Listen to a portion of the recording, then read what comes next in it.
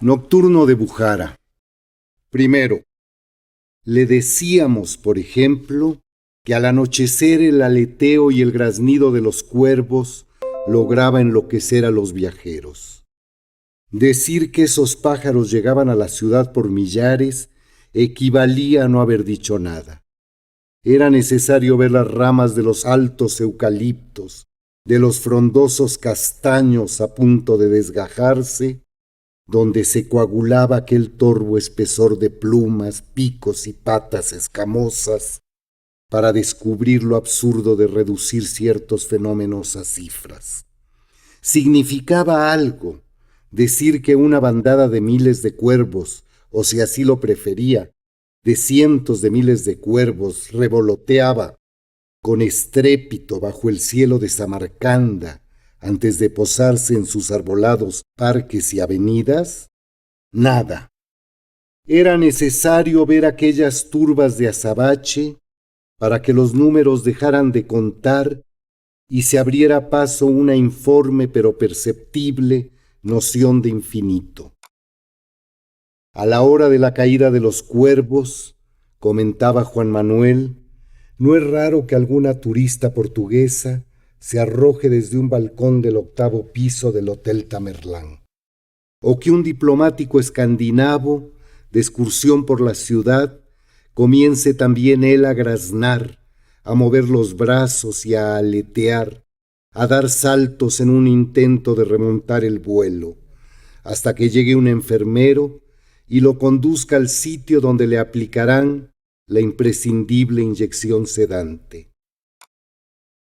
Es el graznido feroz que emite el cuervo, proseguía yo, en el momento de ser descuartizado, porque allá, a la hora del crepúsculo, ves caer de los árboles como frutos descompuestos, pájaros desventrados con las alas quebradas, fragmentos de cabezas, de patas, una nube de plumas, un espectáculo, te lo juro, del carajo, mientras arriba, en las espesas frondas, los sobrevivientes saltan amedrentados de rama en rama o se agazapan en un intento de mimetización sin atreverse siquiera a emprender la huida. Porque una especie de cigüeña del desierto de largos picos, finos pero poderosamente dentados, intervenía él, la sicónida dentiforme, se abate sobre ellos y los hace añicos. Tú debes saberlo, porque según he leído, llega a volar desde las costas de Libia y a posesionarse de amplias extensiones de Calabria. El pavor hace emitir a las aves su graznido más deplorable. ¿Las has visto atacar? Feri, el húngaro, durante su convalecencia estuvo a punto de enloquecer ante el estruendo de esas carnicerías canoras.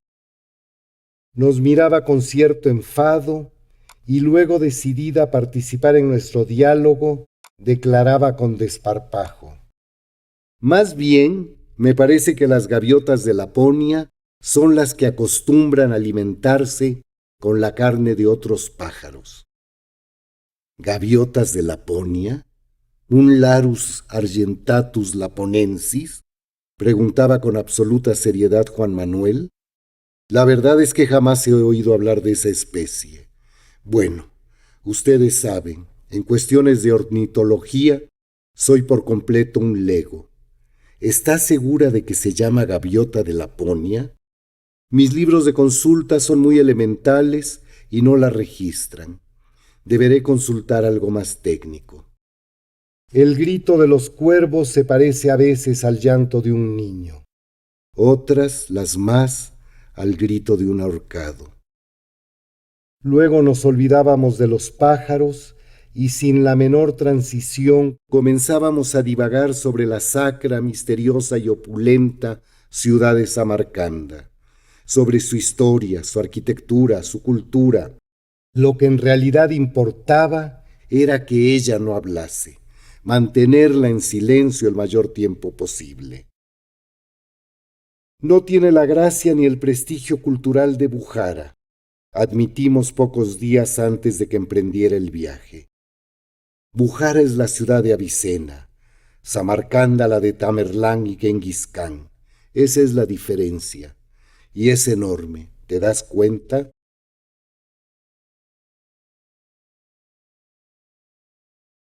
Segundo, tengo la seguridad de que cuando estuve por primera vez en Varsovia, mi ignorancia sobre Bujara era absoluta. Quizás hubiera percibido vagamente su nombre en alguna novela. ¿Existe tal vez un hechicero de Bujara en las 1001 noches?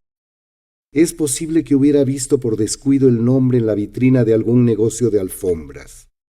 Pero desde el día en que Isa apareció con sus folletos de viaje, Juan Manuel y yo nos entregamos, cada quien por su cuenta, a rastrear todos los datos que teníamos a nuestro alcance sobre las ciudades uzbecas del Asia Central para imprimirle mayor verosimilitud a los relatos. Apenas unas semanas atrás, poco antes de emprender el viaje a esa región, oí a un teósofo mexicano de paso por Moscú decir que Bujara era uno de los ombligos del universo, uno de los puntos, creo que hablaba de 7, en que la Tierra logra establecer contacto con el cielo. No sé qué haya de cierto en ello, pero cuando a la hora del crepúsculo llegué a la ciudad y percibí la configuración cóncava de la bóveda celeste, llegué a sentirme en el centro mismo del planeta. Posiblemente todo ello influyó para que al trasponer las murallas que rodean la ciudad antigua, la sensación de imantación y magia que desprendía fuera más poderosa. Llegaba al Zoco, a la Kasbah, a los inextricables barrios de la judería, con el mismo total asombro que la frecuentación de algunos libros o de ciertas películas me produjo en la infancia. El corazón de Bujara parece no haber conocido ningún cambio en los 8 siglos últimos. Caminé con Dolores y Quirín por ese laberinto de callejuelas que con dificultad admiten el tránsito de 2 personas a la vez. Estrechísimos senderos que sorpresivamente desembocan en amplias plazas donde se yerguen las mezquitas de Poi Kalian, de Balai Haus, el mausoleo de los samánidas y el de Chasma Aib, el espigado y hercúleo minarete de Kalian, los restos del antiguo bazar. A cierta hora avanzada la noche, el viajero deambula por callejones desiertos, flanqueados por casas de un piso o excepcionalmente de 2, sin ventanas, en cuyas puertas de madera labrada cada centímetro está trabajado, distintas todas entre sí, pues cada una narra de algún modo la historia y señala la estirpe de la familia que la habita, renovadas cada 150 o 200 años, con las mismas grecas, leyendas y signos que ostentaban en el siglo XVIII, en el XV o en el XII, y oye como procedente de otras épocas el eco de sus propios pasos. Contemplo las postales que compré en Bujara. Lo cierto es que no reconozco del todo esos lugares. Pude o no haber estado en ellos. Me deslumbra, sin duda, saber que conocí las maravillas que cual hábil tallador barajo ante mis ojos. Apenas logro reproducir la ciudad. Recuerdo sobre todo el ruido de mis pasos, las conversaciones con Dolores y Quirín, el aire de embriaguez, de deleite que me invadió cada vez que una de esas callejuelas se abría para dar paso a las suaves formas de un mausoleo. Recuerdo la música del Islam que se filtraba por algunas ventanas, también ella posiblemente muy poco transformada, desde que los antepasados de los actuales moradores erigieron ese centro religioso, de pronto convertido en un emporio comercial, donde confluían caravanas de los distintos confines del Turquestán y de más lejos aún, de la China, de Bizancio, de la Rus incipiente. Se entendían por señas, emitían palabras que solo unos cuantos comprendían, desplegaban entre las arcadas del bazar y en los lugares adyacentes sus mercancías, mostraban dinero, cordeles anudados, canjeaban en una serie de tianguis complicadísimos, canutos de polvo de oro y trozos de plata. Las monedas de Toledo se confundían con las acuñadas en Creta, en Constantinopla, con las del Oriente entero. Después de caminar una noche por Bujara, los fastos de Samarcanda, conocidos al día siguiente, tanto oro, tanto esplendor, tal extensión de muros, tal altura de cúpulas, me parecieron en comparación cosa de nuevos ricos. Un raro sueño de grandeza que preludiaba a cierto Hollywood, como si Tamerlán hubiera intuido la posterior existencia de Griffith o de DeMille y se divirtiera en mostrarles el camino. Pero no todo fue silencio y quietud en la noche de Bujara. Se iniciaba el mes de noviembre, finalizaba en el Uzbekistán la cosecha de algodón y en sus ricas ciudades se celebraban las bodas. Hubo un momento en que Bujara se hundió en el estruendo y la locura. Y fue entonces, al contemplar una de las procesiones nupciales, cuando debí sentir el aleteo, su primer roce, sin lograr siquiera precisarlo, de una historia ocurrida 20 años atrás, cuando Juan Manuel y yo conversábamos en Varsovia con una pintora italiana, una mujer más bien detestable, y le sugeríamos viajar a Samarcanda. Ahora advierto que debió ser Bujara la ciudad que teníamos que recomendarle. Todo lo que entonces inventábamos para animarla se me antoja posible en Bujara. Cuando le hablábamos de Samarcanda, lo que de alguna manera se bosquejaba en nuestra imaginación era la otra ciudad.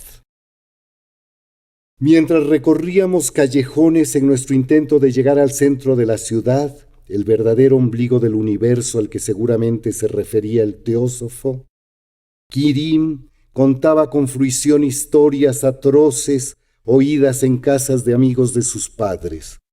Con toda seguridad esos relatos se vienen transmitiendo de generación en generación y así pasarán a los siglos por venir. Tratan de crímenes espeluznantes, de cadáveres descuartizados de modo complicadísimo. La fruición del narrador revela esa crueldad que poseen los más insólitos momentos a las tribus del desierto. Pero como los de las 1001 noches, tales relatos carecen de sangre real. Son una especie de metáforas de la fatalidad, de las cuitas e infortunios que integran el destino humano, porque Alá será siempre el más sabio. Y en vez de empavorecernos, nos crean una especie de soltura, de reposo. No es difícil que cuando Isa, la pintora italiana, hizo el viaje al Asia Central, haya conocido Bujara. Es posible que haya contraído allí la enfermedad que le arrebató la razón y de cuyos detalles nunca logramos enterarnos del todo.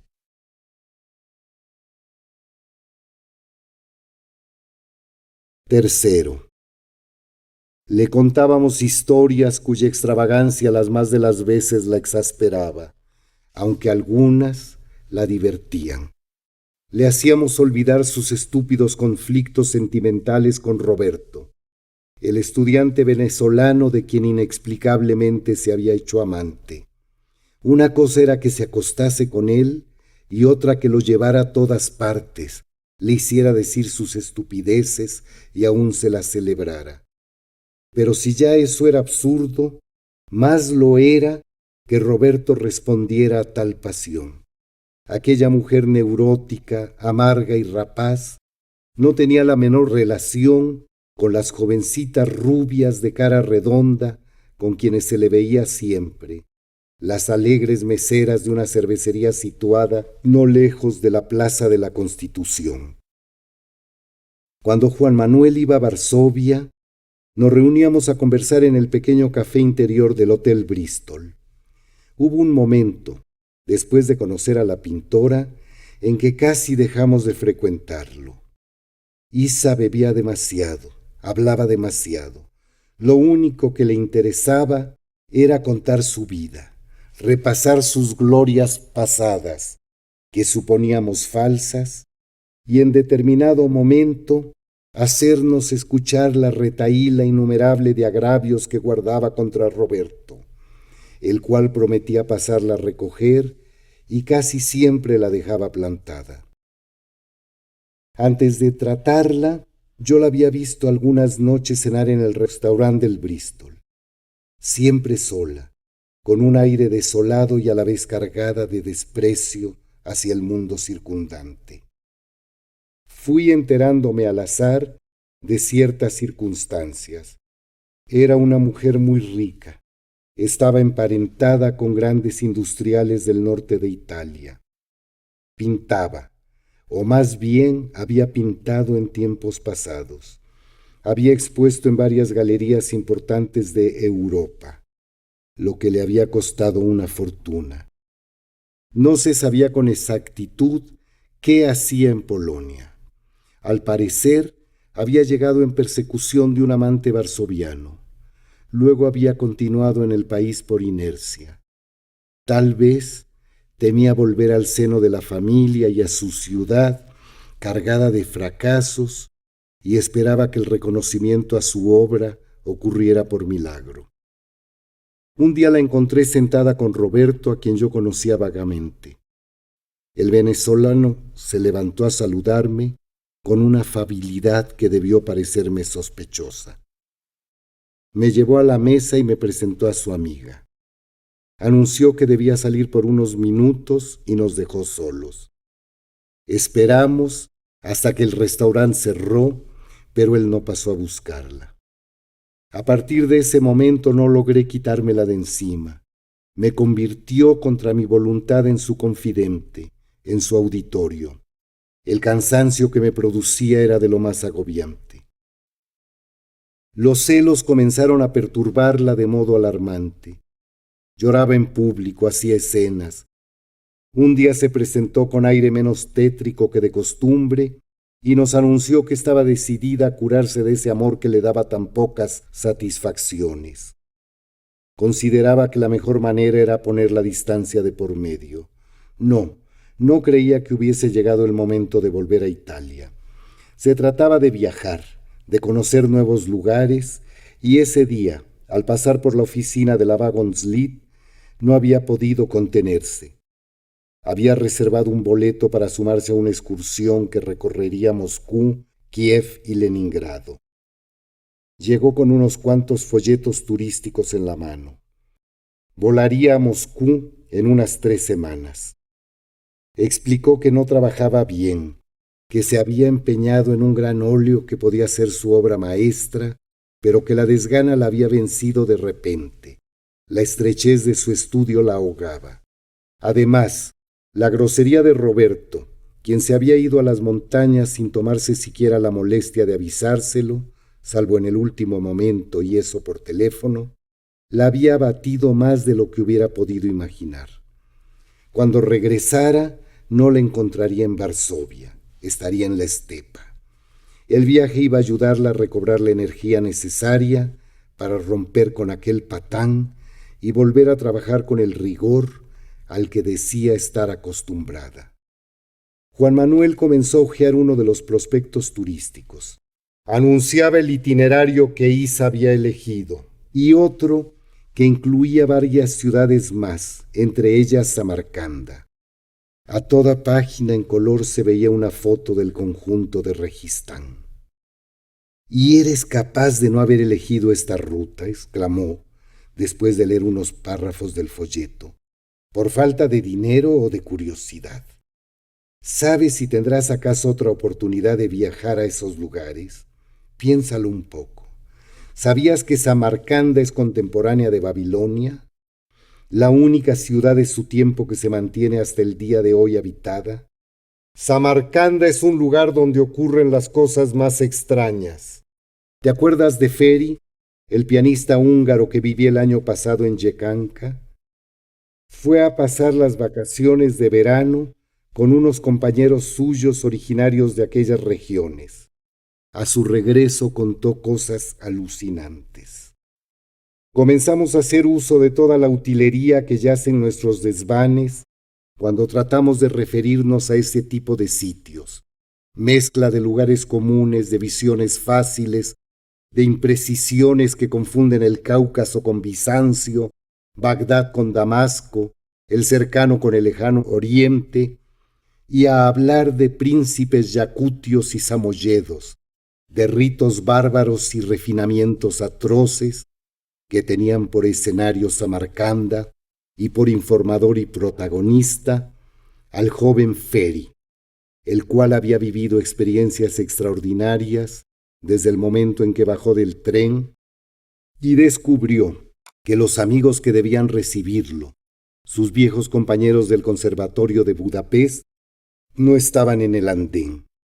En cambio, un anciano y un joven de bigote espeso, con capas de cuello de astracán, gorros de la misma piel y botas de cuero negro hasta las rodillas, parecían estudiarlo con detenimiento como si trataran de reconocerlo, de identificarlo. Feri pensó que podrían ser familiares de sus amigos que por alguna causa imprevista los sustituían en el recibimiento. Se les acercó y les preguntó en un ruso bastante rudimentario si habían ido a esperarlo. Les aclaró que era Feri Nagy y dio el nombre de los jóvenes que estudiaron con él en Budapest. Le contestaron afirmativamente en ruso. Luego mantuvieron entre sí un diálogo escueto que a él le pareció excesivamente formal en su lengua. El más joven tomó la maleta y con gesto ceremonioso lo invitó a seguirlos. Feri dijo que se internaron en la ciudad asiática, un verdadero zoco de callejones estrechos, murallas truncas, puertas regiamente labradas que dejaban vislumbrar patios interiores poblados de granados, de rosales y de muchedumbres infantiles, capaces de producir una alaraca casi tan ensordecedora como los de los cuervos que después vio todos los crepúsculos en los jardines de la ciudad. Los niños se asomaban a las puertas, gordos y cabezones, emitían sonidos extraños en su idioma, como advirtiéndole que debía regresar, que aún estaba a tiempo de volver a la estación y tomar el primer tren que lo alejara de Samarcanda. Según dijo, el sonido se parecía a una frase que en húngaro significa: «Vuelve a tu casa, Satán». Uno de nosotros describió la casa donde llegaron, en nada diferente a las demás. En una esquina, un muro ciego y una puerta. En un segundo piso, una mínima ventana defendida con barrotes de hierro. Entraron, cruzaron el patio, sembrado también de rosales y granados, y solo diferente a los demás por la carencia de niños. El viejo y el joven de abrigos de cuello de astracán caminaban muy erguidos y con idéntica marcialidad de movimientos, subieron por una estrecha escalera que conducía a una terraza. Cruzaron la terraza hasta llegar a un cuarto muy simple, casi monacal, cuyo mobiliario consistía solo en una cama angosta y una pequeña mesa con una jofaina. El anciano dio una o dos palmadas y lanzó una andanada de gritos destemplados que en nada se conciliaban con la severidad de sus maneras. Apareció una joven con un cántaro de agua y llenó el recipiente. A Feri siempre le había resultado molesto asearse en presencia de terceros, pero no tuvo más remedio que quitarse la camisa y lavarse cara, cuello y brazos frente a los dos hombres que, parados en la puerta de la habitación, habían tomado una actitud más de custodios que de anfitriones.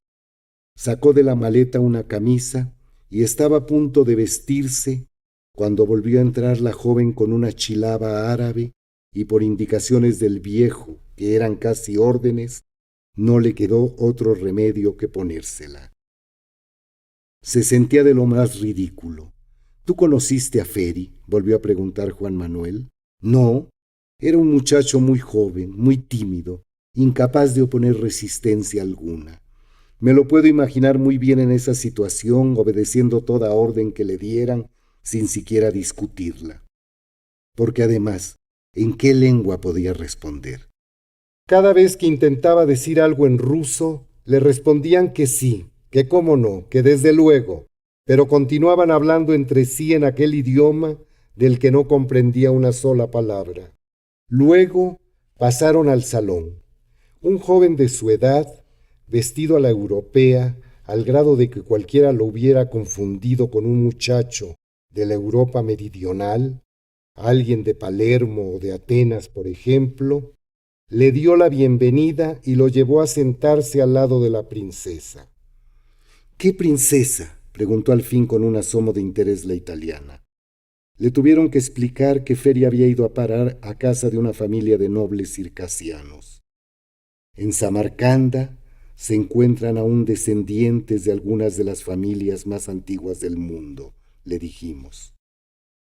Estaban sentados en alfombras entre cerros de almohadones y cojines.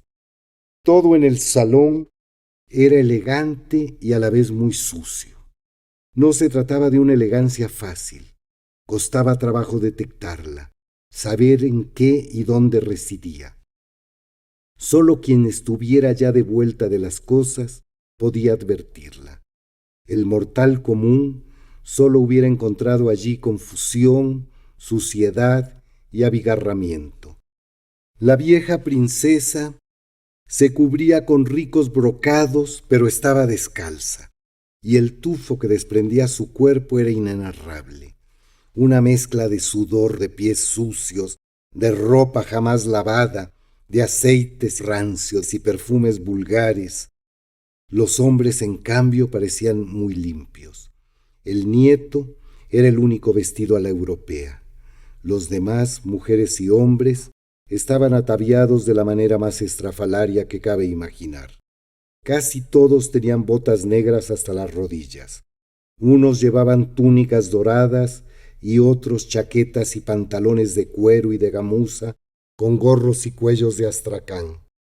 Ellas con pantalones bombachos apenas ocultos por túnicas de colores muy vivos. El conjunto, según Feri, quien como observador era pésimo, parecía la amplificación de una miniatura persa.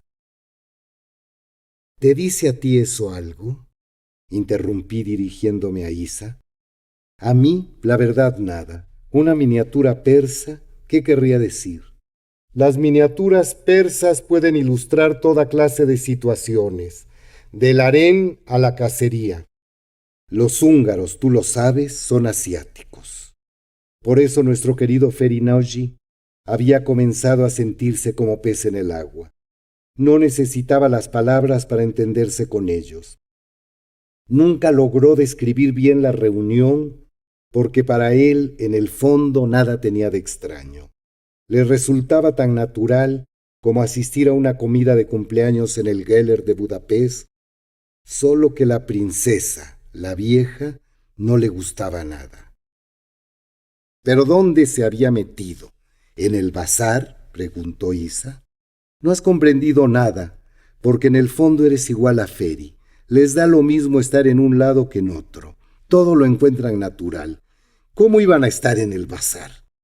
Hemos tratado durante horas de explicarte que se celebraba una reunión en casa de unos príncipes circasianos.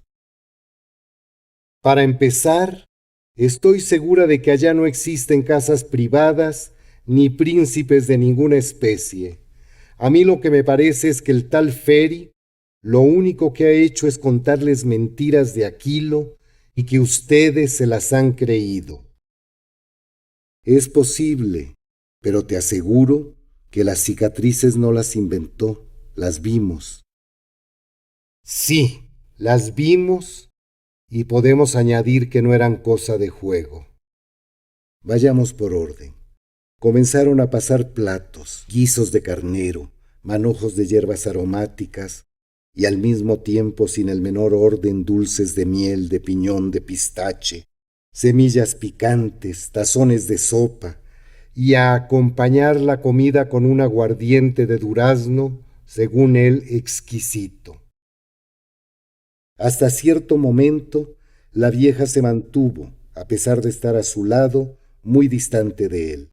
Lo trataba con arrogancia, con desprecio, como un advenedizo introducido en sus salones, quién sabe en gracia de qué trucos, pero a la segunda o tercera copa comenzó a sonreírle, a decirle frases incomprensibles, a pasarle dulces con sus dedos regordetes de uñas de un negror evidentemente perpetuo. El joven vestido a la europea no comió. Tocaba en un rincón un tamborcillo con ritmo monótono y entonaba una canción oriental muy lánguida, muy suave. Su rostro adquiría a momentos una expresión casi femenina. A mí, aquella comida, aquellas mezclas de grasas con miel, no me habían producido sino náuseas. Feri, en cambio, estaba encantado. Todos se fueron acercando a él, rodeándolo, sonriéndole, sirviéndole copa tras copa de aguardiente, pasándole costillas de cordero o dulces con la mano, metiéndole dátiles en la boca. Feri es un caso. Estaba ya perfectamente familiarizado con el hedor que al principio tanto le había disgustado. Y no solo eso, lo aspiraba con fruición, como si fuera un complemento a la miel de los dulces y al aroma del aguardiente. Sí, en un momento sintió haber llegado a la tierra prometida. Quiso ponerse de pie y hacer un brindis, pero descubrió que las piernas apenas lo obedecían. La torpeza de Feri es proverbial, y para beber, no sabes, es malísimo. Volvió a sentarse apresuradamente para cubrir sus deficiencias. Los demás estaban ya para esa hora amontonados en torno suyo, sonrientes, anhelantes, en espera de sus palabras, de sus gestos. En todos los rostros, por los cuellos abiertos, corría en abundancia el sudor. Solo una muchacha, la misma que le había llevado el agua y la chilaba al pequeño dormitorio, se retiró en ese momento a otra esquina del salón y comenzó a musitar entre dientes una melodía que hacía contrapunto a la de su compañero, el muchacho vestido a la europea. Los rasgos de la pareja de músicos eran severos, ausentes, como si ambos estuvieran en trance, en comparación con los demás miembros de la familia, quienes soltaban estruendosas carcajadas para callar de repente. No cabe duda que esperaban que algo ocurriera. Los ojos les brillaban los dientes. Feri no había visto dentaduras más blancas y relucientes en su vida. Incapacitado, pues, para levantarse, sacó el pecho hacia adelante, extendió un brazo, levantó la copa y brindó por el amor, por el canto de los ruiseñores, por la amistad, por el color de la granada, por el encuentro de esa tarde. ¿Su voz? ¿Lo oíste alguna vez? ¡Qué lástima! Me parece casi imposible que no lo conocieras. Feri era el rey de Yecanca, un muchacho de voz realmente armoniosa, una voz grave de barítono muy bien cultivada. Cuando hablaba en húngaro parecía que cantaba. Eran por lo visto las palabras que esperaban los príncipes. Apenas se calló, los tambores resonaron con frenesí, y el resto de la concurrencia lanzó un grito salvaje, aunque más bien el adjetivo a emplear no sea salvaje, sino arcaico. Una mano le alcanzó otra copa, sin duda alguna la vieja, quien aprovechó el momento para emitir una risa procaz y acariciarle una mejilla con sus manos callosas y sucias. Fue lo último que recordó de esa noche. Cuando despertó estaba desnudo en el angosto catre del cuarto donde había sido introducido al llegar. Creyó que iba a morir. Le dolía el cuerpo de manera terrible. No todo, porque había partes, las piernas por ejemplo, que no le transmitían ninguna sensación, Por un instante pensó con pavor que le habían sido amputadas. Con dificultades movió un brazo y se palpó los muslos. Estaban en su sitio. Incorporó un poco la cabeza y pudo ver su cuerpo entero, manchado como si hubieran derramado un cubo de tintura de granada sobre él. No le costó demasiado esfuerzo enterarse de que las manchas eran costras de sangre renegrida, que tenía el cuerpo horriblemente lastimado, que algunas de las heridas, hechas por lo visto varios días atrás, presentaban un aspecto nada tranquilizador, que seguramente había pasado ya varios días desde que le fueron infligidas y estaban a punto de infectarse.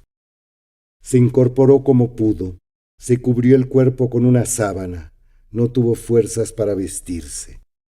Bajó las escaleras, cruzó el patio, a esa hora desierto, y alcanzó la calle. Amanecía. Caminó unas cuantas cuadras. Algunas ventanas comenzaban a iluminarse.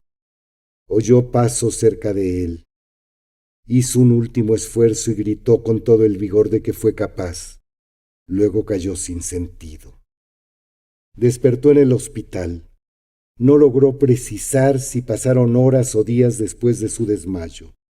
Su única diversión, si es que aquello podía llamársele diversión, mientras le cicatrizaban las heridas, no tan graves a pesar del aspecto exterior, aunque las de las ingles sí muy dolorosas, consistía en asomarse por la tarde a un balcón, ver la puesta de sol y observar la llegada sorpresiva de las cigüeñas del desierto a hacer su cosecha de cuervos.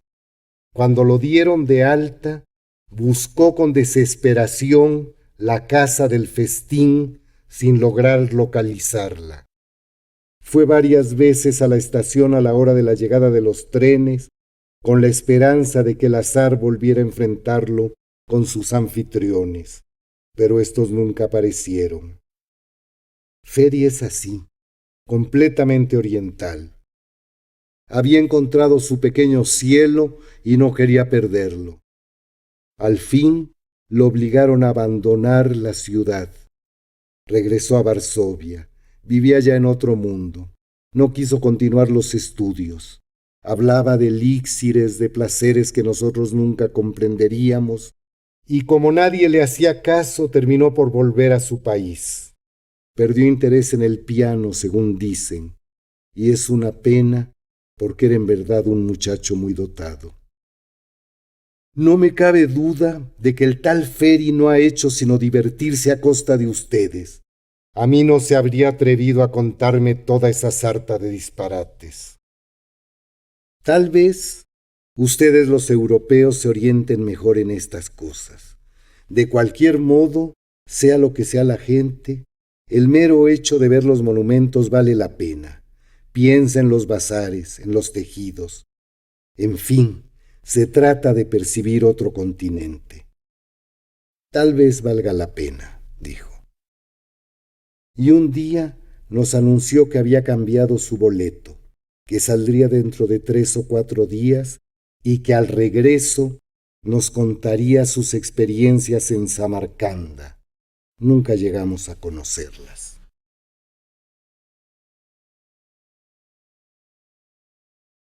Cuarto.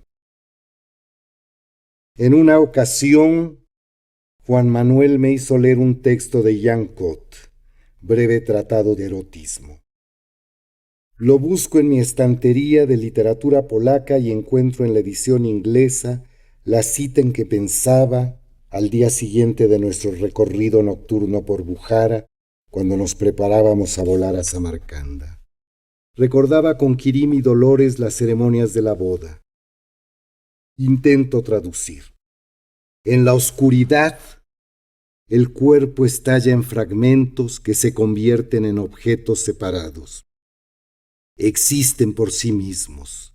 Solo el tacto logra que existan para mí. El tacto es limitado. A diferencia de la vista, no abarca la persona completa.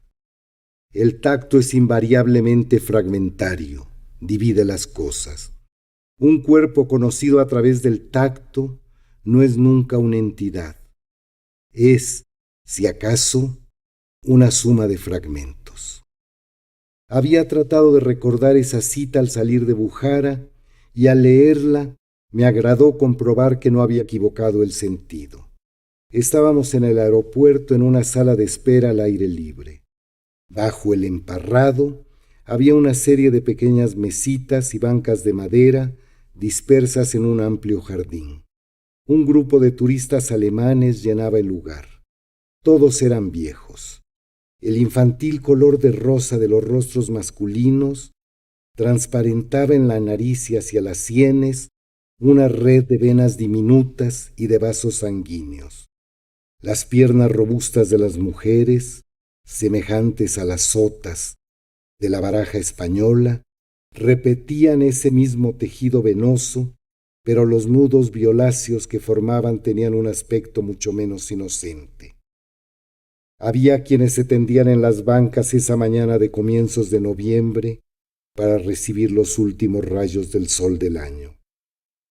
Aquel escenario de parras, rosales y turistas tendidos al sol creaba la atmósfera más distante que pudiera asociarse a un aeropuerto.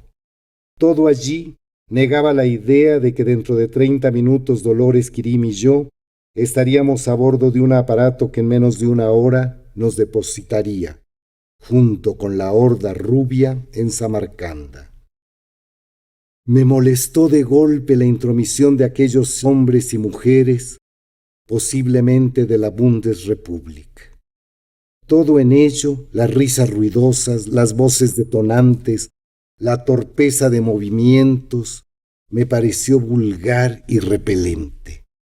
1500 años atrás, cuando ya Bujara existía como ciudad, los antepasados de aquellos intrusos desgarraban con los dientes los ciervos que abrigaban sus bosques.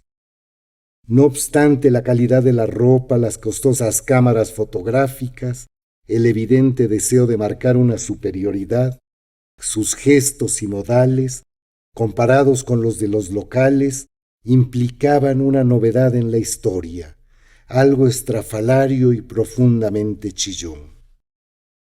Me acometió una racha ciega de mal humor. No fue solo que la presencia de extraños mancillara la ciudad. Al fin de cuentas, yo era uno de ellos, aunque tratara de afirmarme en la idea de que también los mexicanos éramos en el fondo asiáticos. Lo que más me irritaba era que en el recuento que hacía con mis dos compañeros de viaje, Quirim y Dolores, los hechos memorables de la noche anterior, las ceremonias nupciales que habíamos presenciado, se me hubieran borrado datos esenciales que solo reconstruía, y eso imprecisamente al escuchar la narración que ellos hacían. Traté de oír nuevamente los gritos, los tambores, traté de visualizar los saltos y cabriolas de los jóvenes, el color de una chaqueta de un rojo destemplado, los pasos enloquecidos casi paródicos de una danza, los ojos brillantes por una ebriedad, producto no sólo del alcohol, sino de una excitación compartida multitudinariamente. Vi una túnica de brocado dorado que contrastaba con los jeans y las chaquetas modernas de la mayoría de los celebrantes. Pero se me escapaba el fuego, la gran hoguera, que seguramente significaba, pensé al oír el relato de mis amigos, una prueba de purificación y de vigor. Quirim, quien había pasado buena parte de su vida en Tashkent y era de los tres el único conocedor de la región, nos aclaró que aquellas ceremonias no tenían nada que ver con el Islam, sino que se remontaban a etapas históricas anteriores. Eran reminiscencias del periodo en que la región conoció el auge del culto de Zoroastro. Habíamos dejado atrás la ciudad vieja.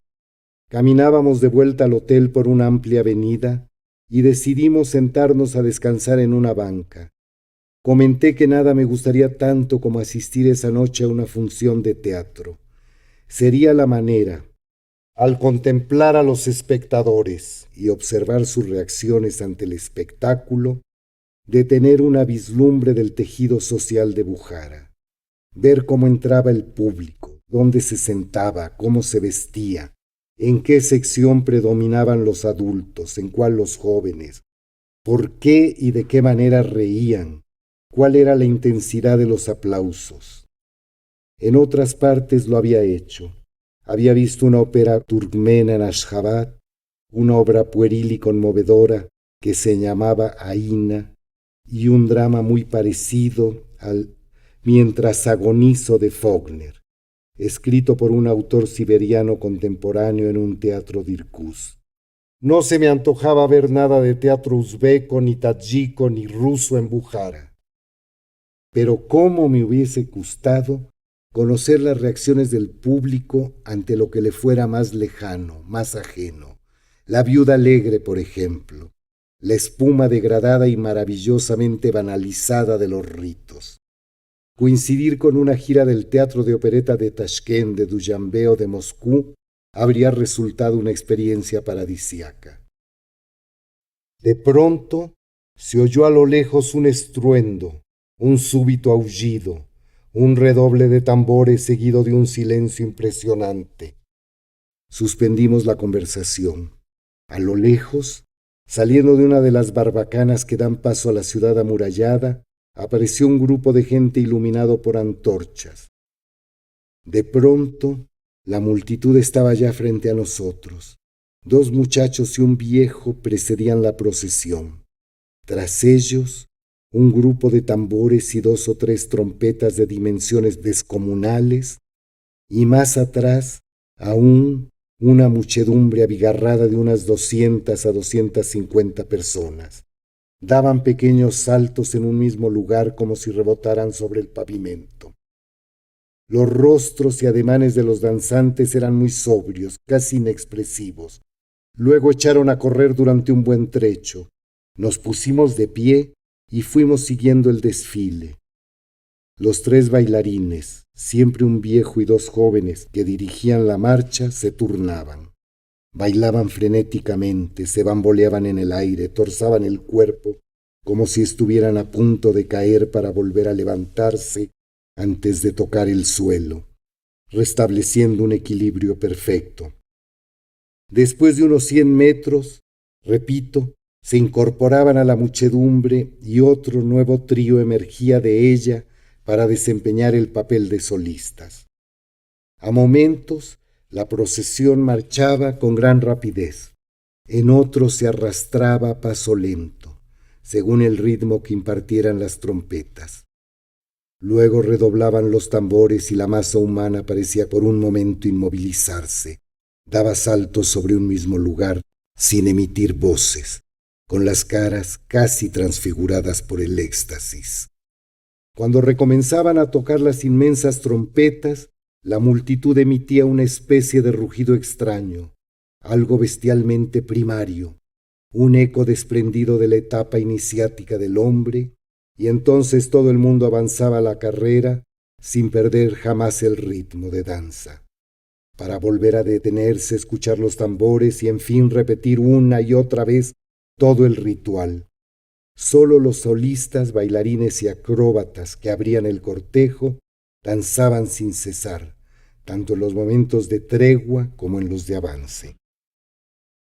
Los seguimos un poco caminando a su lado por la acera, atónitos, sorprendidos, alucinados.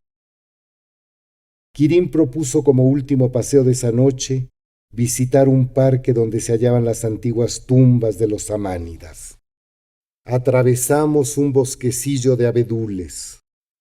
A lo lejos se oía el estruendo de la manifestación, mezclado a la música uzbeca o turkmena procedente de algunos radios. A nuestro alrededor no había nadie. Éramos los únicos paseantes en aquel bosque.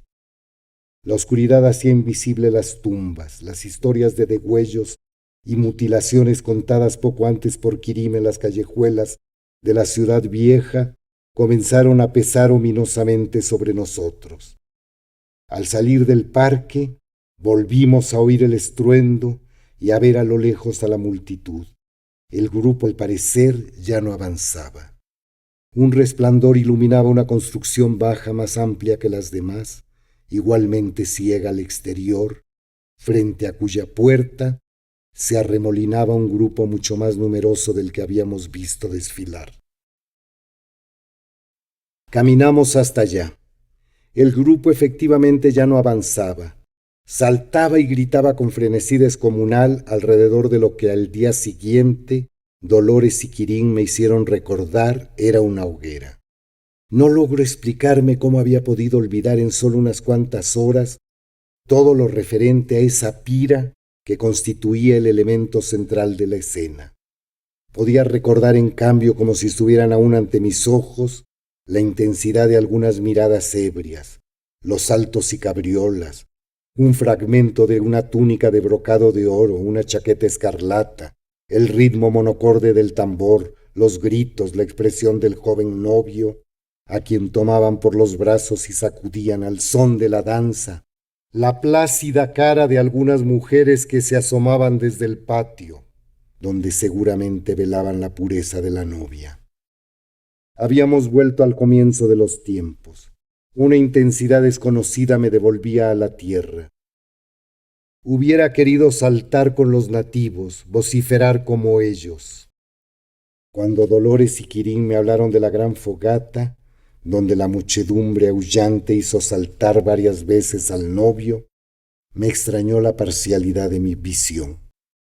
¿Cómo podía haber olvidado el fuego, no reparar en él cuando era el elemento fundamental de la fiesta? Igual que en el tratado de Jean Cot sobre el erotismo, la fragmentación de la visión puede aplicarse a todo tipo de experiencia sensorial intensa. Como aprendido por el tacto, el mundo se disgrega, los elementos se separan, se desencadenan y solo son perceptibles uno o dos detalles que por su vigor anulan el resto. ¿Por qué, por ejemplo, un trozo de brocado rojo bajo una cara monstruosa? O cierto turbante de una suciedad cebosa y no la hoguera que aún ahora no logro reconstruir con precisión. Luego, y eso sí lo recordé muy bien, el joven desposado entró por la puerta bajo una doble hilera de hachones ardientes que formaban el techo del universo y era entregado a las mujeres que lo conducirían hacia la desposada. Tan pronto como el cortejo entró en la casa, los gritos y el ruido de tambores y trompetas cesaron, y se oyó una música lánguida, ondulante. Era el salto del hombre de la selva a los refinamientos del Islam. Por razones que no tiene caso relatar, no aceptamos la invitación que nos hicieron unos jóvenes para participar en los festejos. Para mí, lo importante ya había ocurrido. Y fue en el aeropuerto de Bujara, mientras esperábamos el avión que debía llevarnos a Samarcanda, y se hablaba del fuego y yo me angustiaba por haberlo olvidado, cuando comenzaron a surgir los viejos recuerdos que habían estado tratando de afluir desde la noche anterior. Los años de estudiante en Varsovia, las inolvidables conversaciones con Juan Manuel en el café del Bristol, las incitaciones a aquella pintora fastidiosa, prepotente y ridícula, de quien todo el mundo huía como de la peste, para que extendiera su viaje por el país soviético hasta el Asia Central, la inexistente aventura de Feri y, sobre todo, una inmensa nostalgia por la juventud perdida. Volvió a recrudecer mi odio a la manada de turistas que absorbían el sol y a sentir por un instante un mínimo relámpago de intranquilidad ante la posible participación en la historia de aquel viaje de la italiana a esa misma región efectuado 20 años atrás. No tuvimos ninguna culpa. Nada puede hacerme sentir responsable, dije, y vi que mis compañeros se me quedaban mirando sin saber de qué hablaba.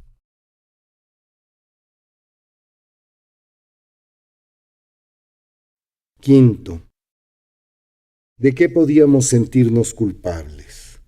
De que poco a poco Isa se fuera entusiasmando con lo que le decíamos sobre el exotismo de los lugares que más tarde visitaría, de los vestigios artísticos del pasado que poco después iba a conocer, de las pintorescas costumbres y el paisaje distinto que le iba a ser dado presenciar, porque era imposible que de verdad creyera la historia de Feri, el joven pianista húngaro inventado para distraerla, para entontecerla, para librarnos al menos por un rato de sus lamentos, de la lista de agravios que hacía en ausencia de Roberto, su amante infiel, quien a esas horas, las que pasábamos charlando en el café, estaría bailando con alguna de las meseras, cuyas emanaciones de sudor y cerveza tanto parecían atraerlo.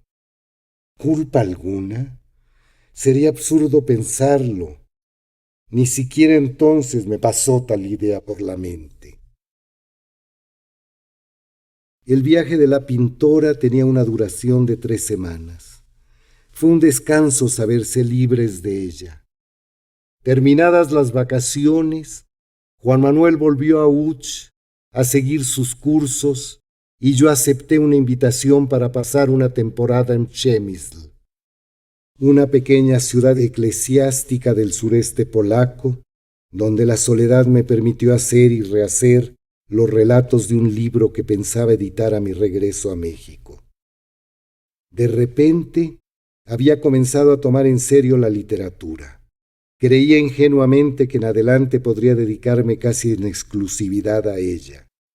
Uno de los cuentos de corte vagamente gótico se inspiraba un poco en la figura de la pintora italiana. Comencé por imaginármela encerrada en una casa del lugar. El tema era muy simple y al tratarlo intentaba explicarme algo que por lo general me deja atónito cuando la realidad me lo presenta: la pasión de ciertas mujeres por hombres repugnantes. La protagonista de este pequeño relato, una artista italiana que pasa una temporada en Varsovia, conoce a un individuo de origen polaco, podía ser un australiano o un americano, un tipo muy primitivo moral e intelectualmente, con una sensibilidad nula, sin familia en Polonia, pero decidido a residir en Przemysl, la ciudad de sus antepasados. El narrador, que ha conocido a la protagonista en una etapa anterior, la encuentra por azar en un restaurante de la Plaza del Mercado Viejo, acompañada por un hombre ya entrado en años, cuya enorme cabeza calva no guardaba ninguna proporción con su cuerpo insignificante. Se sienta con ellos a la mesa. El tipejo no deja hablar a nadie. Cuenta anécdotas de vulgaridad escalofriante. Dice una sarta de estupideces sobre todo tema posible y sin cesar se mofa de lo que considera pretensiones intelectuales de su amiga. Las pocas palabras que ella logra insertar en la conversación son recibidas con comentarios y risotadas groseras de aquel energúmeno cuya calva descomunal enrojece en esos momentos y se baña en un sudor espeso. El narrador se levanta minutos después asqueado de la pareja. Más repugnante casi que los modales de él, le resulta la sumisión de la mujer, la expresión devota con que escucha las ordinarieces que él emite. Le asombra la disimilitud moral y mental de aquel par y el perfecto equilibrio que al parecer logran establecer. Años después, al visitar Przemysl, recuerda que es la ciudad que su amiga mencionó como el futuro sitio de residencia. Comienza por ociosidad, primero con desgana y luego con la curiosidad más desbocada, a hacer averiguaciones sobre la pareja. Un crimen ha tenido lugar.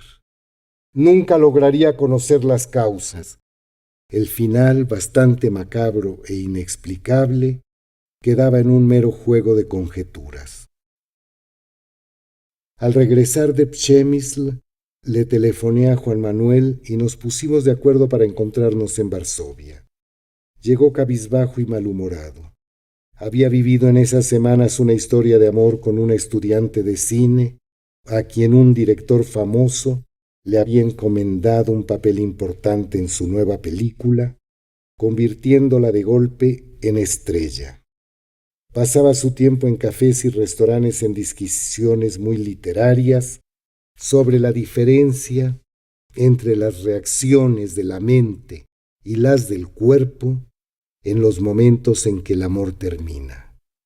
Todo lo que se acepta racionalmente, decía, con la conciencia de que no estaba descubriendo ningún Mediterráneo, pero con absoluta convicción, encuentra la refutación de los sentidos.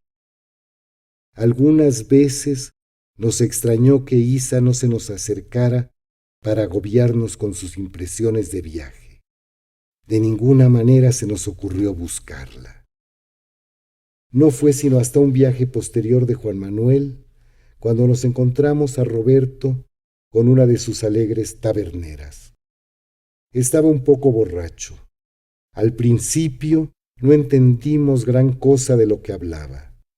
Después de hacerle repetir varias veces la historia, fuimos atando cabos. Isa había vuelto. Estaba en el hospital. Los médicos le habían contado un relato muy raro. Parecía que una madrugada había sido hallada en una de esas ciudades asiáticas que había visitado, envuelta en una sábana y con el cuerpo totalmente destrozado, como si una jauría de animales la hubiera atacado y mordido. La verdad es que estaba hecha una criba. La habían tenido que internar en una clínica para curarle contusiones y heridas. Luego la habían embarcado en un avión y al llegar a Varsovia hubo que volver a meterla en el hospital. Nadie entendía de qué hablaba. Introducía frases muy raras en la conversación en quién sabe qué lengua. Había ido a verla 2 veces, pero Isa no permitía que ni él ni nadie se acercara a su lecho.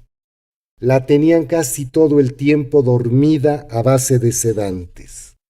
Habían llegado de Italia su madre y su sobrino para cuidarla y llevársela tan pronto como se repusiera un poco. Lo que más le fastidiaba a Roberto era que la pintora le debía cerca de $400 por un abrigo de cuero que le compró en Bulgaria y la familia ni siquiera le permitía hablar del asunto. Eso le serviría de lección. Repetía para no ser tan pendejo la próxima vez y conformarse con el ganado local. Eso fue todo. Nos dio cierta aprensión buscarla. ¿Qué caso tenía visitarla si no podía ni deseaba ver a nadie? Nunca supimos qué le ocurrió ni dónde había estado. Me pregunto si habrá visitado Bujara, si habría ocurrido allí el percance que tanto la afectó. Se la llevaron a Italia algún tiempo después y nunca volvimos a saber de ella. Un magnavoz comenzó a anunciar el próximo vuelo. Las bestias arias y nosotros con ellas comenzamos a desperezarnos, a buscar las contraseñas del vuelo, a caminar desganadamente hasta el cercado que separaba el jardín del campo de aterrizaje.